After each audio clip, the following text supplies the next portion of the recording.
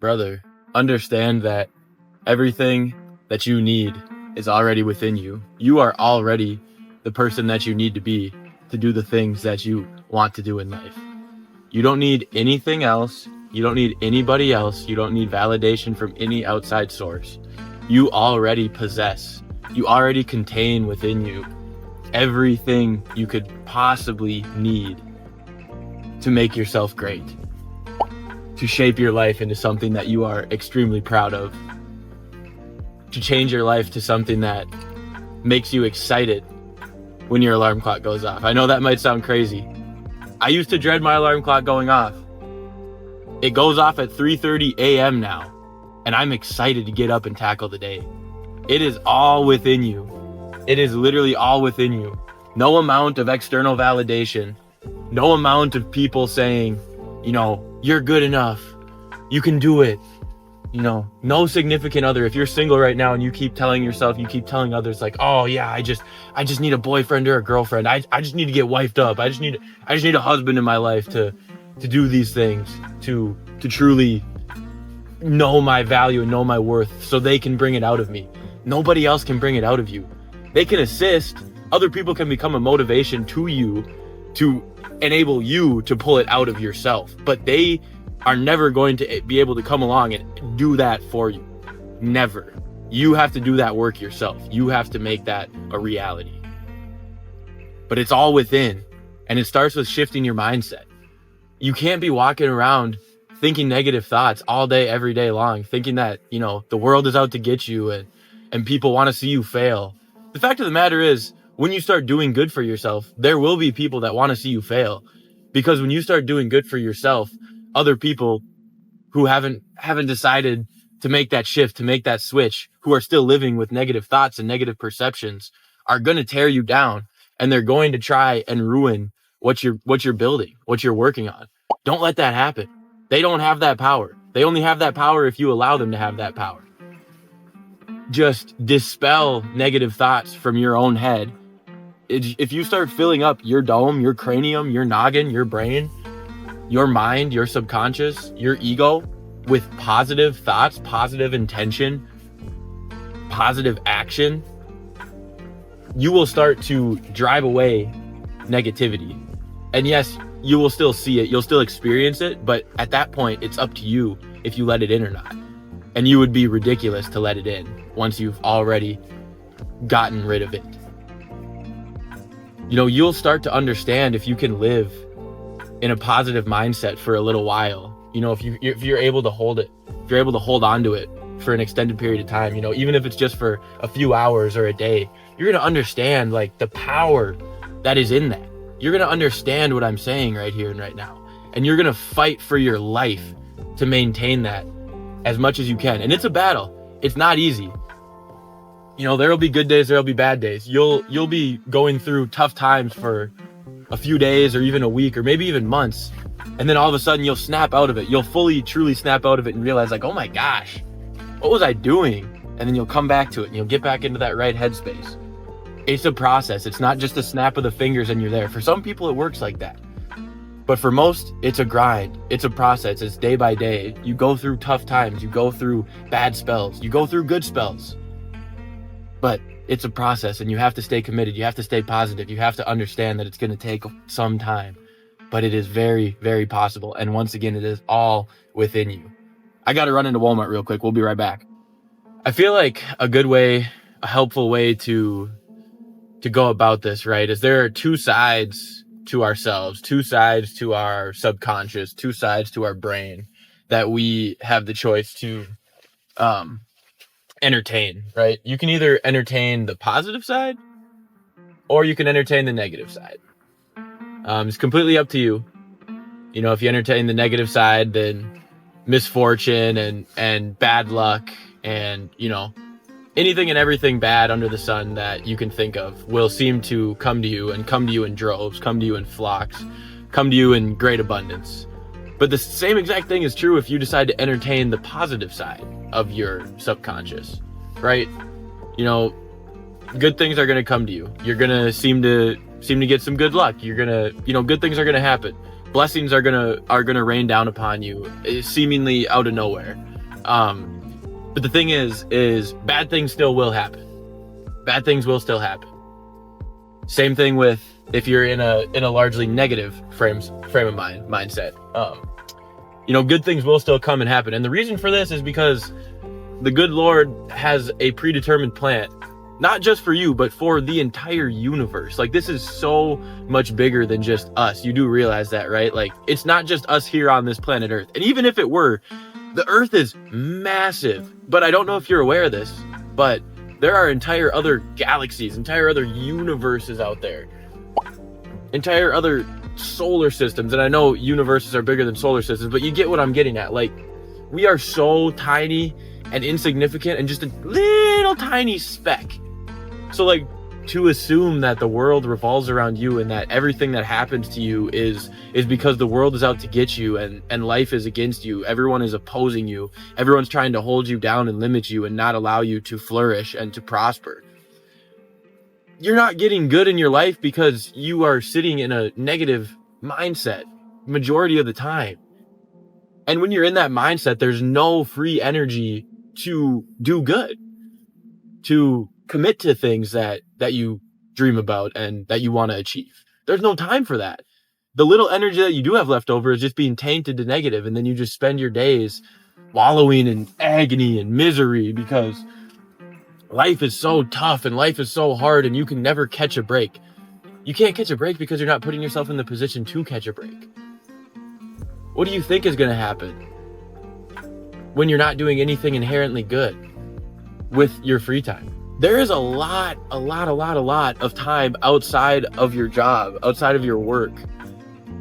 But if you're trying to blame all of your negativity and all of your misery on a job or the fact that you're going to school or, the people you're around, and maybe you are stuck around people at school or at work or whatever, or maybe even your family, you're stuck around family members that are super negative and just, they never entertain the thought of, good things coming to them, good things coming to those that work hard, good things coming to those that stay in a positive mindset. And you're not even going to have the energy to put in this work outside of your baseline one thing. If this is the energy that you're used to, this is the energy that's infecting you, because other people's energy can affect us just as much as our own thoughts and experiences can affect us. I bet you've been having an amazing day at least one time in your life. Just nothing can go wrong. Everything went perfect. You got to go and do what you loved. You went to the gym, you went and played basketball, you did whatever that you love, and just everything else is just going right. It's just a great day. And then someone comes along with a shitty, piss poor mindset, piss poor mood. Something happened to them earlier in the day that set them off and triggered them, and now they're out to just bring everybody else down with them. There are people out there like that. There are plenty of people out there like that. And then you go from having one of the best days you've ever had, or one of the best days you've been having in a while, to all of a sudden your day is ruined over, it could have been as small as a 30-second interaction, and all it was just this one person just passing on their negative thoughts and negative energy about life and about the world. We have to be very careful. We have to be very present. We have to observe what's going on in our subconscious mind, what's going on with our ego at all times. Otherwise, we are very susceptible to slipping into negative, unconscious thought patterns and behavior. You truly can do anything and everything you want in this life, no matter how big or how small that goal and dream is. You can do it. But you have to stop worrying so much about what other people think and what other people say about you or about life in general, And just because one person, has had some great misfortune in their life, just because things went wrong for them, maybe even your family, your whole life, as far back as you can go, your family has just struggled and never been able to break out of poverty, or maybe, you have a long history of heart issues or diabetes or whatever it is in your family, maybe even cancer. But there's something that no matter how far back you go, it's just always been there and you can't seem to escape it. It's more than likely because people have looked at it as a limitation. Like, this is just part of who I am. This is just part of who we are. And there's no way around it. That's not true. But when you live life like that and let things create such negative implications within your mind, you're going to start to truly believe those patterns, and your behavior and your thoughts and everything is just going to start to reflect that. You have to clear it out. You have to just focus on yourself. The absolute best thing you can do for yourself is truly stop comparing yourself to others. Literally, don't compare yourself to anybody but yourself. Compare yourself to who you were yesterday. And you look at that person and say, okay, maybe you're starting from a real low point. Maybe you're already not too bad off. You got a decent job, you work out a little bit, but you could be more consistent. You should probably clean up the diet, but you're not doing bad. No matter where you're at, just look at who you are, truthfully, honestly. You need to be real honest with yourself. This isn't going to work if you diddle daddle and fucking stretch the truth to make yourself feel better. Okay? You need to be honest with yourself and really look at, okay, this is the person I am today. And, I might have a lot of work to do, but I'm going to start. And I'm going to get a little bit better today. And tomorrow, I'm going to get a little bit better. And the next day, I'm going to get a little bit better. You don't have to make any giant leaps and bounds. You're not going to make giant leaps and bounds. This type of work takes time. Luckily, though, if you're able to get your health under control, if you're able to get your fitness under control, and you're able to figure out how to eat healthy, what that looks like for you, because it's going to be different for everybody. I can give you some tips and recommendations, but at the end of the day, nobody out there is going to enjoy my diet, my, routine as much as I do. It works for me. That's the thing. You kind of got to do some trial and error. I can get you a good starting point, but at a certain point, you're going to have to, dive in and really put in some work. But that's okay, because granted, it takes a long time, but if you get healthy, you truly get healthy, you're physically fit, you're eating a good diet, your mental health is in check, you're going to live a long life, brother. You are. So it's okay that it takes a while, because, the goal here is to live till we're in our 80s, 90s, healthily. My goal is to, God willing, I'm going to be hitting the gym still 3-4 days a week in my 80s. You might think that's crazy, but people do it. You just have to be that locked in and that dialed in and that disciplined for a long time. But the thing is the more disciplined you can be, the harder you can be on yourself to a certain extent. Don't kill yourself. Do not crush yourself with all of this, all these new things, all these new habits, all of this. Oh gosh, I gotta lock in. I can't, no sleep, no nothing, no blah, blah, blah. Like, you gotta have some rest and relaxation. You gotta listen to your body. You gotta understand it. But we can push ourselves so much harder and so much further than we give ourselves credit for. Look back in history. I mean, even right now, look at the people at the top of their fields. We love to look at those people and be like, oh man, they just got lucky. Oh, they were just born with it. A lot of them were born with an exceptional amount of talent, but all of them have worked so hard, tremendously harder than we could ever even fathom. But we just write it off and say they got lucky and say they were born with it. It's not true. Only to a very limited certain extent is that true, that talent. I mean, there's a saying that hard work beats talent when talent fails to work hard, and it's true. There are countless stories about promising young athletes, whether it's in high school or college. You can even go back further to when they're really young, like at youth ages, playing elementary, middle school type age. And there's kids that are just cooking. But a lot of the times, they end up falling off and getting passed up and not even being relevant anymore when they're approaching, a higher level, whether that be college or professional level. They might not end up making it to the pros, or they might, but then they are just overshadowed and overcast by those around them, their peers. And a part of that is at a certain point, talent really does bring a lot of people a long way. But at a certain point, they're going to run into where everyone else is just as talented, but they work way harder. You can create talent through hard work. Everyone's born with a different level of it. I was ungodly unathletic when I was a kid. I'm talking picked last at recess for football and kickball and all that stuff. But I saw these guys in my grade that were athletic as hell, even though they were same age as me. And I'm like, man, I want to catch a football. I want to be able to catch a baseball. I want to hit a baseball. I want to be able to kick that ball over the fence so I can get a home run in kickball. And so what did I do? I just kept at it. And I would come home from school and I'd be like, Dad, let's go play catch. Dad, let's go play catch. Dad, let's go play catch.